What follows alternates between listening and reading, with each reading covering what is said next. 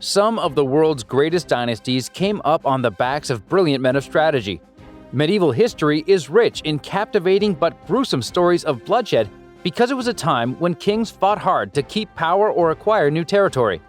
Edward III was a highly accomplished military man who began strategizing in his teen years.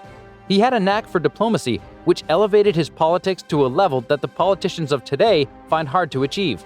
In this video, we're talking about the military prowess of Edward III throughout his reign. Okay, it's time to learn why Edward III was a medieval genius in combat. Welcome to Untold History Guy, where you can find fun, fascinating, and sometimes shocking chronicles of history. Join us as we journey back and uncover the untold truths of the past. A little about King Edward III. Edward III was lovingly called Edward of Windsor since he was born at the beautiful Windsor Castle in the 1300s. His birth was a great relief for his father, Edward II, who was struggling to save face after several failed military campaigns against Scotland. You see, Edward II was in a loveless marriage of convenience with Isabella of France. The sole purpose of this marriage was to strengthen Henry II's position as the King of England. Acquiring a male heir bolstered his position so much that he made the boy Earl of Chester when he was barely 2 weeks old. At the age of 14, Edward III became the King of England, and it shifted the political current in Europe. The beginning of his reign. At the beginning of his 50-year reign, his first order of business was to avenge the killing of his father. Unbelievably, Edward III's mother was behind the death of Edward II. Isabella of France was not particularly fond of her husband, so much so that she relocated back to France and took another lover. Isabella's lover, Roger Mortimer, was a well-known baron who was strongly opposed to the idea of royal bloodlines. They attacked England and deposed Edward II at a time when his barons were against him. After Edward II's death, Isabella and Mortimer had Edward III crowned, and they became the young king's regents. 3 years into his reign, King Edward III saw an opportunity to do away with the traitors. In 1330, Edward III stormed Nottingham Castle and captured Roger Mortimer. He used the element of surprise to his advantage, since neither Mortimer nor Isabella expected the attack. Edward III locked Mortimer in the Tower of London and later had him executed for treason. If you think his mother got away scot-free, think again. Isabella of France was sent to Castle Rising in Norfolk to live in isolation. This incident taught his enemies not to underestimate him despite his youth. Earlier on, his mother had betrothed the young Prince Edward III to Philippa of Hainault for political advantage. After doing away with Isabella and Mortimer, Edward followed through with the engagement and married Philippa. They had 13 children, which proves that he was determined to keep the kingship in his family by siring many heirs. His oldest son, Edward of Woodstock, became a great military man known as the Black Prince. We'll discuss the origin of this nickname later. The Battle of Duplin Moor. In 1332, Edward III fought against Scottish forces for 2 days straight. He was just 19 years old and had been on the throne for only 5 years. Neither of these facts stopped him from stepping up and defending his position. Duplin Moor was the first in a series of wars fought by the Scottish people for their independence. Edward invented a military tactic he called the longbow. His military had access to a strategically placed hill at Duplin Moor. Having learned from his father's botched military attempts, Edward III went on the offense. He positioned archers at the hill and killed nearly 40,000 men in the Scottish army. The Earl of Mar and the bastard son of Robert the Bruce were among the people who died in the attack. This battle taught medieval generals and soldiers the art of making the enemy come to you instead of taking yourself into their territory. The Battle at Halidon Hill. The battle at Halidon Hill was definitely one for the books. Edward used archers to murder thousands of men in the Scottish army, the same way he attacked them at Duplin Moor. Like most history scholars, you're probably wondering how the Scottish army didn't see that coming. Sources say that about 30,000 soldiers died that day, which dealt a heavy blow to Scotland's military capacity. After weakening the Scottish army, Edward III turned his attention to his other formidable enemy, the French. The Battle of Sluys.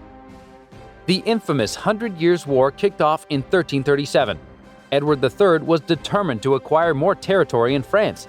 He longed to succeed where his father had failed miserably.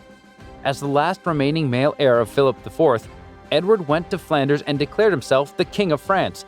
As you can imagine, his proclamation was met with a lot of resistance from French forces. When Edward left Flanders, the then King of France, Philip VI, gathered his troops and waited for the English army at the Bay of Sluis. They blocked the way to the port with big warships in an attempt to keep the English from invading. Again, Edward used his go-to method for annihilating his enemies. His longbowmen shot arrows at the French soldiers as they desperately tried to escape. Edward's archers were truly the snipers of their time because they rarely missed.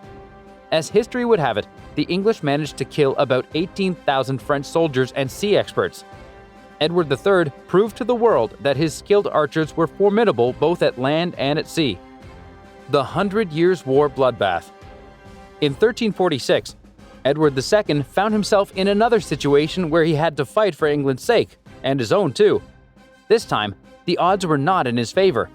Although the English army was dangerously outnumbered, Edward found a way to wiggle out of this disaster. He was the first person to introduce the use of cannons during the war. The use of artillery coupled with his longbowmen secured his win at the Battle of Crécy. Innovation was Edward III's greatest strength during battle.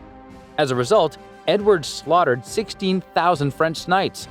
On the other side, the English army lost only about 500 men in this bloodbath. This was quite something for an army that was initially outnumbered.